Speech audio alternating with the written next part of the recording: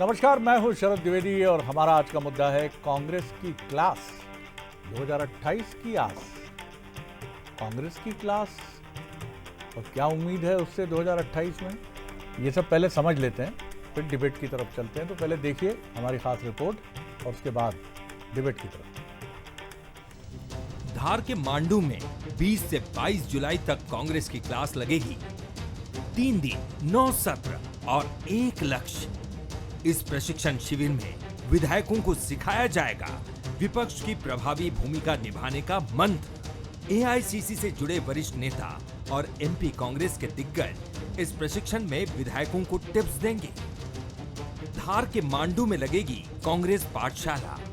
कांग्रेस विधायकों को दी जाएगी ट्रेनिंग। विधानसभा के मानसून सत्र से पहले प्रशिक्षण। दिन में 9 सत्रों में होगा ट्रेनिंग कार्यक्रम। 20, 21, 22 जुलाई को होगा प्रशिक्षण। एआईसीसी और एमपी के दिग्गज नेता देंगे ट्रेनिंग। मल्लिकार्जुन खड़गे, राहुल गांधी होंगे वर्चुअल गेस्ट। 2028 की रणनीति पर भी होगा मंथन।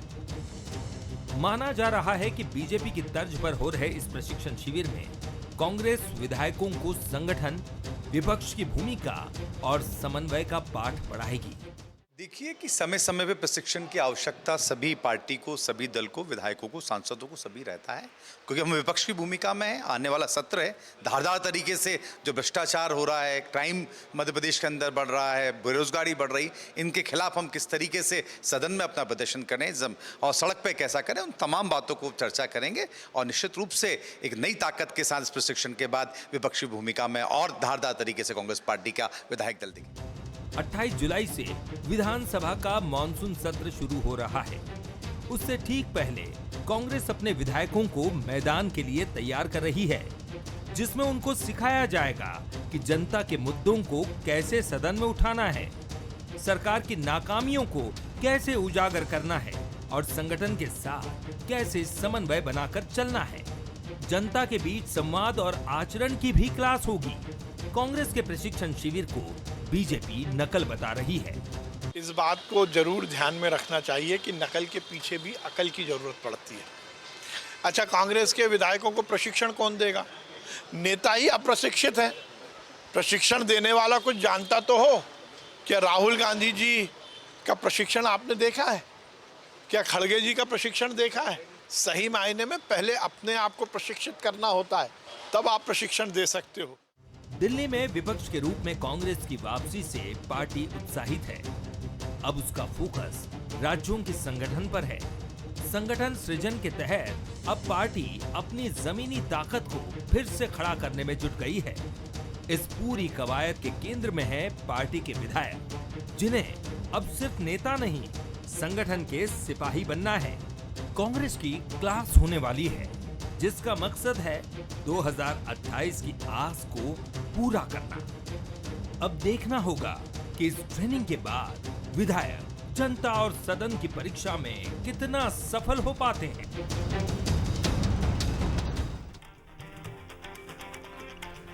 एक बार फिर आपका स्वागत। और आपने देखा तो कांग्रेस में ऐसा नहीं है कि मंथन और चिंतन शिविरों की परंपरा एकदम नई है। हाँ, इसकी शैली भारतीय जनता पार्टी से भिन्न रहती है। भारतीय जनता पार्टी में जहां बिल्कुल आयरन कर्टन में अंदर अब खासतौर से अब और ये हो गया कि बहुत सारी चीज़ें आपको बाहर मालूम नहीं पड़ती, लेकिन कांग्रेस का अगर चिंतन शिविर होता था पुराने समय में भी और अभी भी, तो आपके पास खबरों की भरमार होती है।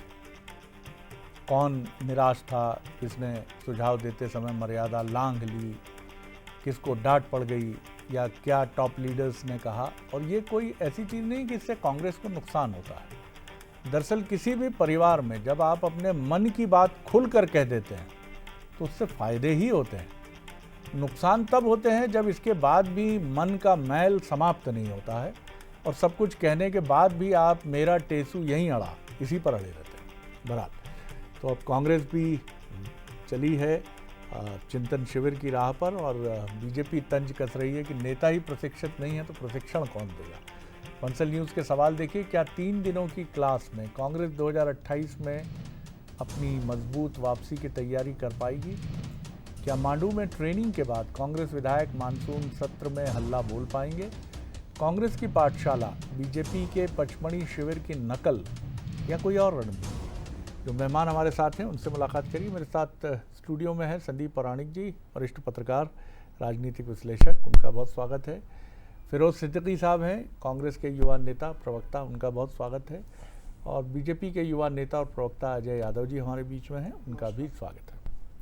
कैसे देखते हैं संदीप जी? शुरुआत तो की है और लगातार हम देख रहे हैं कि कांग्रेस कोशिश कर रही है कि वो विचार को मजबूत करे, वो उन चीज़ों की तरफ लौटे, और इस तरह की प्रक्रिया दरअसल काम भी देती है, ये भी बताती है कि कहाँ कमज़ोरी है। जैसा बीजेपी को इसका लाभ मिलता है हमेशा, कि आप हमेशा ये चिंतन करते हैं कि कहाँ कमज़ोर हैं और नया कार्यक्रम किसको क्या दिया जाए। कैसे देखते हैं आप इस शिविर को? शरद जी, इंसानी ज़िंदगी में प्रशिक्षण का बड़ा महत्व है, चाहे घर हो या पाठशाला हो, स्कूल हो। ये राजनीति की पाठशाला है कांग्रेस की। स्वाभाविक सी बात है कि इसका लाभ राजनीतिक दल को मिलता है। दो चीज़ें होती हैं शरद जी, जब प्रशिक्षण दिया जाता है तो जो निचले स्तर पर कहीं कन्फ्यूज़न है पार्टी के सिद्धांतों को लेके, नीति को लेके, संग्राम जो सियासी होता है उसको लेके, जब बेहतर प्रशिक्षक आता है तो वो आपको बताता है कि इन स्थितियों का आपका मुकाबला कैसे करना है। पार्टी की विचारधारा ये, इस लाइन पे चलते हुए जनता के मुद्दे को किस तरह से उठाना है और सत्ताधारी दल को किस तरह से घेरना है। ये रणनीति अगर राजनीतिक दल बेहतर बनाता है तो मुझे लगता है कि उससे आपका जो ज़मीनी कार्यकर्ता है वो भी आपके संदेश को समझ पाता है। बीजेपी की जो हम बात करते हैं उसके पीछे सबसे बड़ा कारण शरद जी, अगर वो संगठन मजबूत है तो उसके पीछे कारण ये है कि उनके प्रशिक्षण वर्ग लगातार चलते रहते हैं, चाहे वो जिले स्तर पर चलें, चाहे संभाग पर चलें या राज्य स्तर पर। और जब प्रशिक्षण आप देते हैं तो जो समन्वय गड़बड़ाता है वो भी खत्म होता है, और जनता तक जो संदेश आपको पहुंचाना है वो पहुंचाने में भी आपका नेता और कार्यकर्ता मदद करता है। दिल्ली की जो लाइन है वो नीचे तक पहुंचती है। मुझे लगता है कि प्रशिक्षण राजनीतिक दल को लाभ देता है, लेकिन कांग्रेस को कितना लाभ होगा इसका हमें तो इंतजार करना होगा। बिल्कुल, ये महत्वपूर्ण बात है कि बीजेपी की जो शैली है, बीजेपी का जो काम है, उससे अलग है बिल्कुल कांग्रेस। और कैसे, अजय जी आपकी टिप्पणी? देखिए शरद जी, वैसे तो ये कांग्रेस पार्टी का आंतरिक मामला है। वो प्रशिक्षण करें, अभियान करें, आयोजन करें या कुछ भी करें, इससे हमारा कोई विशेष लेना देना नहीं, क्योंकि मध्य प्रदेश में प्रमुख विपक्षी दल है, इसलिए उनकी गतिविधियों पर नजर रखना एक स्वाभाविक काम है। स्वागत ही कर दीजिए। बिल्कुल, हम तो स्वागत करते हैं, हम तो स्वागत अच्छा मजबूत होंगे वैचारिक रूप से तो अच्छी टक्कर देंगे। हम स्वागत करते हैं कि कांग्रेस पार्टी प्रशिक्षण के माध्यम से कम विपक्ष की भूमिका रचनात्मक तरीके से निभाना सीख सके। मध्य प्रदेश में जिस रास्ते पे कांग्रेस पार्टी लंबे समय से जा रही है, ना कांग्रेस पार्टी के पास कोई नीति है, ना नेता है, और नेतृत्व की नीयत भी दिखाई नहीं देती है जिस तरह से कांग्रेस पार्टी। तो ऐसे में प्रशिक्षण प्राप्त करें, साथ ही प्रशिक्षण में वो भी देखें जो कांग्रेस के विधायक लंबे समय से इस तरह के बयानबाजी देते हैं जिनसे पार्टी फिर बगलें झांकती है। कांग्रेस का नेतृत्व आपराधिक गतिविधियां भी करने से पीछे नहीं हटते हैं राजनीतिक लाभ लेने के लिए, तो ऐसे लोगों को भी ट्रेनिंग की आवश्यकता है। साथ ही केंद्रीय स्तर पे भी आप कभी कम्युनिस्ट विचारधारा की तरफ जाते हैं, कभी मध्य प्रदेश में भारतीय जनता पार्टी और संघ की विचारधारा की नकल करने की कोशिश करते हैं, तो ऐसे में कांग्रेस में कहीं ना कहीं शून्यता आ गई है। तो ऐसे में उनके नेताओं को ना कोई नीति है, ना कोई नियत है, तो ऐसे में चलिए थोड़ा सा आपकी आवाज़ का इशू है, मैं इसको जब तक दुरुस्त करता हूँ, जब तक एक बार फिर संदीप जी की तरफ मैं आता हूँ, फिर फिरोज साहब से मुकम्मल जवाब लेने के लिए। ये जो आरोप बार बार भारतीय जनता पार्टी का रहता है कि आप हमारी नकल कर रहे हैं, अच्छी चीज़ की नकल ही की जाती है। अगर अच्छी चीज़ है, हालांकि कांग्रेस कभी नहीं मानेगी, लेकिन इसमें क्या बुराई है? देखिए शरद जी, अच्छी चीज़ों को सीखना तो चाहिए, चाहे वो आपका राजनीतिक प्रतिस्पर्धी हो या कोई और हो। हाँ। जब आप उसको देखते हैं तब तो आप अपने में सुधार लाएंगे। सुधरने के लिए भी प्रशिक्षण की जरूरत है और किसी की नकल करने की। मुझे लगता है कि अच्छी चीज़ें सीखना, अगर नकल करना है तो करना चाहिए राजनीतिक दल को। ये चीज़ है। बिल्कुल आपने ठीक कहा। अजय जी अपनी बात पूरी कर लीजिए। देखिए जी, शरद जी, जी। मेरा बिल्कुल स्पष्ट तौर पे ये मानना है कि कांग्रेस पार्टी को प्रशिक्षण की आवश्यकता है ताकि रचनात्मक विपक्ष की भूमिका निभा सकें। आज वो विचार शून्यता की स्थिति में है। कभी दिल्ली में कम्युनिस्ट विचारधारा कांग्रेस के ऊपर हावी हो जाती है, राहुल गांधी और उनके आसपास के लोग पूरी तरह कम्युनिस्ट विचारधारा के हैं। साथ ही मध्य प्रदेश में भी कभी संघ की विचारधारा को कॉपी करते हैं, कभी भाजपा की विचारधारा को कॉपी करते हैं, और ऐसे में कांग्रेस के जो बेलगाम नेता हैं जिस तरह लेकिन से अजय जी चाहे आप मत भूलिए कि एक समय जी। भारतीय जनता पार्टी को सैफरान कांग्रेस कहा जाता था समीक्षकों की तरफ से। ये चीजें बहुत नई नहीं हैं। देखिए बिल्कुल जी। हम तो स्वागत करते हैं कि प्रशिक्षण के माध्यम से एक रचनात्मक विपक्ष की भूमिका निभाएं जिससे प्रदेश की जनता का भी भला हो, और साथ ही तुष्टीकरण की राजनीति, सनातन का विरोध करना और आतंकियों चलिए। का साथ देना, ऐसी गतिविधियों से भी दूर हो। कम जी। से कम प्रशिक्षण इन्हें लाभ दे। फिरोज साहब अब भारतीय जनता पार्टी को मैं क्या बोलूं, मतलब ये हालात है कि पोता पोती दादा से कह रहे हैं कि भैया दादा अब हम तुम्हें सिखाएंगे और हमारी नकल तुम करते हो। जो पार्टी कई बार पोती से दादा सीखते हैं सर। आज आईटी के बारे में कुछ सीखना होगा दादाजी को तो कहाँ जाएंगे? भाई 150 साल पुरानी पार्टी है, उसको आप राजनीति सिखाओगे? जिसने देश आज़ाद कराया, जिसके पास उपलब्धियों की भरमार है, यदि आप पोस्ट प्री इंडिपेंडेंस की बात करें या पोस्ट इंडिपेंडेंस की आप बात तो करें, अपने शिविर पर देखिए आइए। अब शिविर पे आइए आप। कांग्रेस पार्टी ने संगठन सृजन अभियान चालू किया, तो अब हमने पहले अपनी जिला कांग्रेस कमेटियों को दुरुस्त करने के लिए और अपने कार्यकर्ताओं को एक सांचे में बांधने के लिए वहाँ से काम शुरू किया। दूसरा काम हमने शुरू किया कि जो महेंद्र जोशी जी के नेतृत्व में हम प्रशिक्षण का कार्यक्रम चालू कर रहे हैं कार्यकर्ताओं के स्तर पर, वो हमने शुरू किया। अब ये तीसरी स्टेप ये है कि जो हमारे विधायक हैं, विधायकों को पहले तो सदन में कैसे लड़ना है। योग्य लोग हैं कि जब 2/3 बहुमत भारतीय जनता पार्टी ने जीता तब भी वो 66 लोग जीत के चुनाव आ गए। जब बाहर चल रही थी भारतीय जनता पार्टी की तब भी वो 66 लोग जीत के आ गए। अब उन सब को सदन में कैसे लड़ना है, एक जनता के बीच संवाद कैसे करना है, 2 नंबर 3 कि अब जनता की अपेक्षा किससे होती है? अपने विधायक से। दौड़ा छूटा कोई भी आदमी जाएगा और जाना भी चाहिए क्योंकि वो विधायक है, लेकिन सरकार में नहीं है, उनकी क्षमताएं बहुत सीमित हैं। तो कैसे जनता का भी काम कर दिया जाए, विपक्ष की भूमिका को भी का भी निर्वहन हो जाए, सरकार के खिलाफ सदन में लड़ाई भी हो जाए, और ये स्थिति रहे कि हमारा जो विधायक है वो विधायक मजबूत बना रहे। शरद जी आप देखिए कि अगर 2003 से 2008 से आप 2025 तक का सफ़र देखिए, कांग्रेस के 50% विधायक चुनाव हार जाते हैं। तो वो जो हार है हमारी, अगर वो हारे ना और वो विधायक हम उस नुकसान को कम कर लें तो हम सरकार में आ जाएंगे। हम 65-70 सीटें तो जीतते ही जीतते हैं, तो हम उसको भी कम करना चाहते हैं और इसीलिए हम अपने विधायकों को भी ट्रेंड करना चाहते हैं। कहीं कोई ऐसी कमजोरी जो विधायकों में आती है उनकी बात भी सुनेंगे, एक एक लाइन से एक एक बात पता रहेगी, और उनका संगठन के साथ कैसा तालमेल रहे ये भी सामने आए, और विधायक जो है वो इतना मजबूत रहे कि हमको टिकट भी ना बदलना पड़े और वो जीत कर भी आ जाए।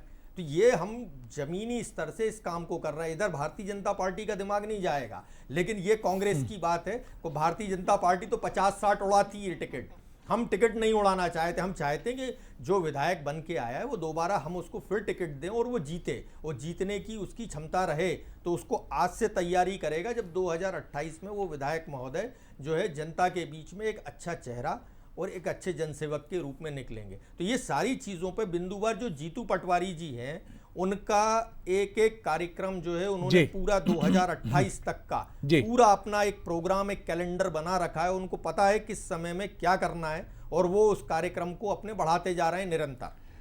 ये जो बात कह रहे हैं फिरोज साहब, संदीप जी, मैं वही आंकड़े थोड़ा सा नेट पे सर्च कर रहा था कि 2023 में कांग्रेस का वोट सिर्फ 0.49 घटा और बीजेपी का 7.53% बढ़ गया, तो 54 अधिक सीटें मिल गई। ये स्विंग बड़ा ज़बरदस्त रहता है हमारे यहाँ, और ये 3 से लेकर 5% या 7% तक जाता है, और ये जितना अधिक जाता है उतनी ज़्यादा सीटें लेके आता है। और वोट प्रतिशत की अगर हम बात करें तो कांग्रेस का था 40.40, 48.55, यानी बहुत ऐसा नहीं है कि कोई बहुत आसमानी सुल्तानी अंतर है। यही कांग्रेस की उम्मीद है, जो कह रहे हैं ये कि हारने वाले अगर हम विधायक 50 विधायकों को हम उनमें से आधे से ज़्यादा भी जीतने की तरफ ले आए तो टक्कर फिर दिलचस्प होगी। जी शरद जी, मध्य प्रदेश के चुनाव हमेशा रोचक रहे हैं। प्रतिशत, बहुत वोट प्रतिशत का ऐसा अंतर नहीं कि 15%, 20% चला है। थोड़ी सी अगर कोई राजनीतिक दल मेहनत कर लेता है तो वो मुकाबले को कड़ा बना देता है। कांग्रेस जब भी अच्छा चुनाव लड़ी है और उसने 40 से ऊपर प्रतिशत पाया है तो सीटों का अंतर भी कम हुआ है और उसने सीटें भी ज़्यादा हासिल की हैं। लेकिन कांग्रेस की जो शरद जी सबसे बड़ी समस्या ये है कि ये समन्वय की राजनीति कांग्रेस में कम हो जाती है। जैसे ही चुनाव आता है हम देखते तो धड़ों में बढ़ जाती है, टिकट को लेकर लड़ाई शुरू हो जाती है, निचले स्तर पर बगावत हो जाती है। तो कांग्रेस का जो एक वोट होता है वो 2%, 4% वो बागी ले जाता है, और जब बागी ले जाता है तो वो बीजेपी का अंतर और बढ़ जाता है। तो कांग्रेस अगर बगावत को रोक सके, प्रशिक्षण के जरिए लोगों, जैसे बीजेपी में हम देखते हैं शरद जी कि उनका टिकट कट जाए, कुछ भी हो जाए, वो कार्यकर्ता कमिटेड होता है पार्टी के लिए। वो ये कहता है कि हमें तो चुनाव जीतना है।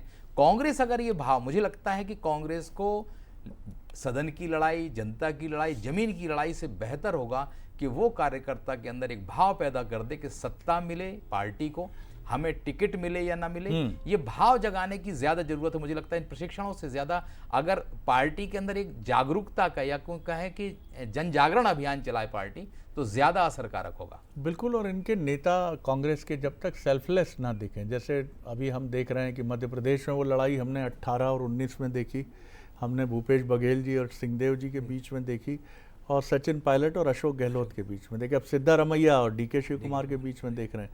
यही चीज़ कार्यकर्ता को मायूस करती है कि जब टॉप लीडरशिप तो नज़र ना लगे, लेकिन इनके यहाँ अगर जब तक उमंग सिंगार जी के साथ जीतू पटवारी जी के साथ अरुण यादव जी के साथ अजय सिंह जी, ये पूरी एक फहरिस्त चलेगी तो गाड़ी आगे मजबूती से बढ़ेगी। शुभकामनाएं तो दूंगा ही मैं कांग्रेस को। जी अजय, टिप्पणी आपकी एक छोटी। देखिए शरद जी, मध्य प्रदेश में कांग्रेस पार्टी में ट्रेनिंग और नेतृत्व मतलब होता है एक दूसरे को निपटाने की व्यवस्था। अगर मैं अभी इनका हाल का आंदोलन भी कोट करूं तो जीतू पटवारी आंदोलन कर रहे हैं, कमलनाथ कहाँ हैं, अरुण यादव कहाँ हैं, अजय सिंह कहाँ हैं, विवेक तनखा कहाँ हैं। तो ये पूरी तरह से पार्टी में केवल और केवल अपने नेतृत्व को स्थापित करने की बात होती है। आज जीतू पटवारी के पास नेतृत्व है तो वो चाहते हैं कि उनके हिसाब से पार्टी आगे बढ़े। लेकिन मध्य प्रदेश में एक और चीज़ मैं थोड़ा सा इंटरप्ट करूंगा आपकी बात पे।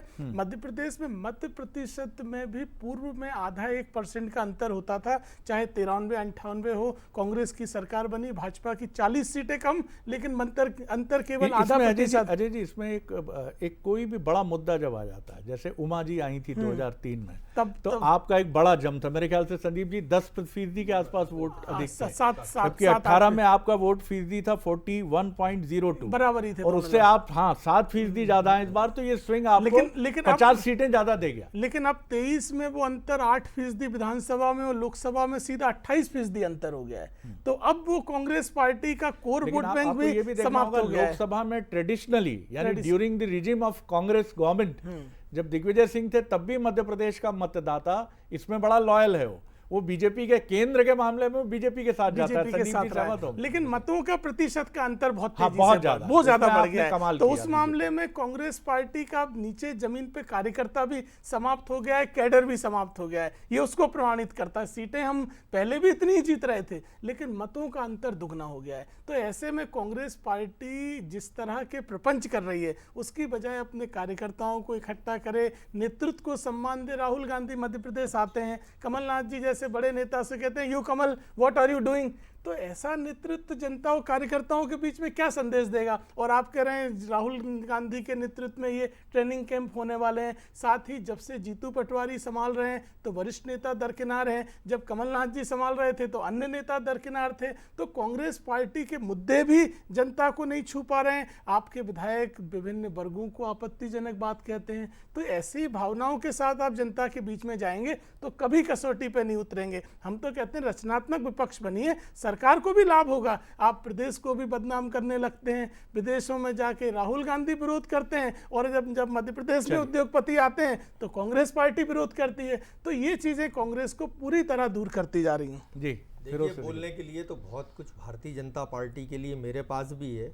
हमें भी पता है भी 4-5 दिन पहले दूल्हा बन के कौन आया था और सेहरा किसके सर बंध गया, ये हमको पता है। और सब हमको भी भारतीय जनता पार्टी की स्थितियाँ पता है कि कैसे पर्ची से नेता चुने जाते हैं और कैसे पर्ची से चुनाव कार्यक्रम होते हैं, लेकिन मैं आज उस पर नहीं जाना चाहता। और भारतीय जनता पार्टी की स्थिति ये है कि उनके विधायकों को चाहकर भी प्रदेश अध्यक्ष नोटिस नहीं दे सकते, क्योंकि वो वीडी शर्मा जी तो नहीं दे पाए। अब नए वाले देखते हैं क्या करते हैं, उनको अभी आए हुए 4 दिन तो में नोटिस क्यों देना था? मैं मतलब ये पूछना चाह रहा हूँ, आपने अध्यक्ष जी को मतलब बोलना क्यों नहीं देना चाहिए था, मैं ये पूछ रहा हूँ। नहीं तो नोटिस वीडी शर्मा जी को मतलब बोलना तो नहीं चाहिए क्यों देना चाहिए था? तो भाई नोटिस बोला ये क्यों, पूछ रहा ऐलान हूँ क्यों मैं। किया गया? आप किसी स्पेसिफिक मामले का जिक्र कर रहे हैं क्या? बात करिए ना कि क्यों देना था? अरे भाई, आप ही के जो विधायक हैं चिंतामण मालवीय, वो कह रहे थे कि मेरे पास कोई नोटिस ही नहीं आया। वीडी शर्मा जी 2 बार कह चुके कि उनको नोटिस दे रहा हूं मैं।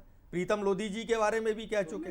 तो ये आपकी पार्टी का अनुशासन हो सकता है और मुझे उस पर नहीं मुद्दे पर जाना। हम मुद्दे पर जो है जमीनी स्तर से नई कांग्रेस खड़ी कर रहे हैं, और नई कांग्रेस में ऐसा नहीं है कि हम कोई बहुत अफलातून जो दूसरे हमारे जो कार्यकर्ता जमाया था, अब हम उन कार्यकर्ताओं के रास्ते पार्टी को मजबूत कर रहे हैं। और एक जीतू पटवारी जी एक धार में पूरी पार्टी को चला रहे हैं। अभी भी आपने अशोकनगर का कार्यक्रम देखा होगा, लोग कहते थे कि जीतू पटवारी जी के नेतृत्व में कांग्रेस खत्म हो गई, लेकिन आपने देख लिया, कार्यक्रम भी देख लिया, और ऐसे वो कई कार्यक्रम दिखा चुके हैं। और उमंग सिंगार जी जो थे वो पूरा रोड क्लियर करा रहे थे, खुद रोड पे खड़े होके, कि कार्यकर्ताओं में व्यवधान ना हो। और कार्यकर्ता जो पुलिस जो काम कर रही थी वो जाम लगवाना चाहती थी ताकि व्यवधान पड़े हमारे कार्यक्रम में, लेकिन उमंग सिंगार जी पूरा ट्रैफिक क्लियर करा रहे थे विधायकों के साथ खड़े होके। तो ये कांग्रेस जब एक काम कर रही है, हमको 2.5 से 3% वोट का स्विंग चाहिए, और 2.5 से 3% वोट का हम स्विंग ले लेंगे। जहां भी हम हमारे संगठन को मजबूत कर लेंगे, हम हर बूथ पे 2 से 3% वोट अपना बढ़ा ले जाएंगे और सरकार बन जाएगी। और विधायकों का जहां तक सवाल है, मैंने आपको गणित बता दिया कि हम हमारे विधायकों को चाहते हैं कि जो हमारा नुकसान हो जाता है, विधायक हमारे इनकम्बेंसी का शिकार हो जाते हैं, क्योंकि सत्ता के विरोध में वो खड़े हैं, तो उनका कहीं और जनता की अपेक्षाएं उनके साथ है। लेकिन इसीलिए हम उनको प्रशिक्षित करके उनको इनकम्बेंसी से बचाएंगे, और इनकम्बेंसी से बचा के वो सत्ता के खिलाफ लड़ भी सकें और जन अपेक्षाओं को पूर्ण कर सके, ये हम चाहते हैं। कागज पर नक्शा बनाना आसान है, लेकिन हूबहू उसी तरह का घर बनाना या उसी तरह की योजना को इम्प्लीमेंट करना ये आसान नहीं है, मुश्किल भी नहीं है। ऐसा होता ही है अमूमन कि आपने नक्शा बनाया, वैसा घर बना लिया, कुछ रद्दोबदल हो सकता है, लेकिन बहुत होगा तो फिर दिक्कत होगी। संदीप जी, 2 बार नाम लिया फिरोज सिद्दीकी साहब ने, बहुत स्वाभाविक रूप से अपने 2 बड़े नेताओं का। बीजेपी के अंदरूनी बैठकों में ये बात बड़े नेताओं की तरफ से समझाई जाती है कि यू आर जीरो, मैं भी जीरो हूँ। वो दिल्ली से आए हैं, बड़े पद पर हैं, केंद्रीय मंत्री हैं, और यहाँ जो बैठा है प्रदेश का बड़ा नेता, संगठन का, सरकार का, कहते हैं ये भी मेरी तरह जीरो हैं। असली चीज़ क्या है? पार्टी। पार्टी से बड़ा क्या है? देश। ये चीज़ कांग्रेस को क्या समझनी होगी और समझानी होगी कि जीतू पटवारी भी कार्यकर्ता हैं, उमंग सिंगार भी कार्यकर्ता हैं, राहुल गांधी भी कार्यकर्ता हैं, और आप जो पार्टी के लिए लड़ रहे हैं आप भी कार्यकर्ता हैं। देखिए शरद जी, जब भी हम देखते हैं बीजेपी का कोई भी बड़ा नेता हो, प्रधानमंत्री को भी हम देखते हैं, गृह मंत्री को भी देखते हैं, वो पहले अपने को कार्यकर्ता बताते हैं। कांग्रेस में मैं ये नहीं कहता कि कांग्रेस का कोई नेता खुद को कार्यकर्ता नहीं कहता, लेकिन जो नेता हो जाता है वो कार्यकर्ता मानने तैयार नहीं होता।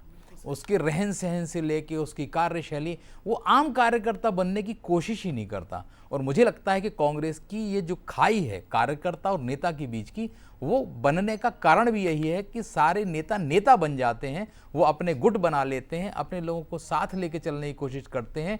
टिकट की जब लड़ाई होती है तो बढ़ जाती है। चुनाव का जो संग्राम होता है, चुनाव से पहले का टिकट का संग्राम, अगर मुझे लगता है कि कांग्रेस अगर उसे थाम लेगी तो वो चुनाव बेहतर तरीके से लड़ लेगी।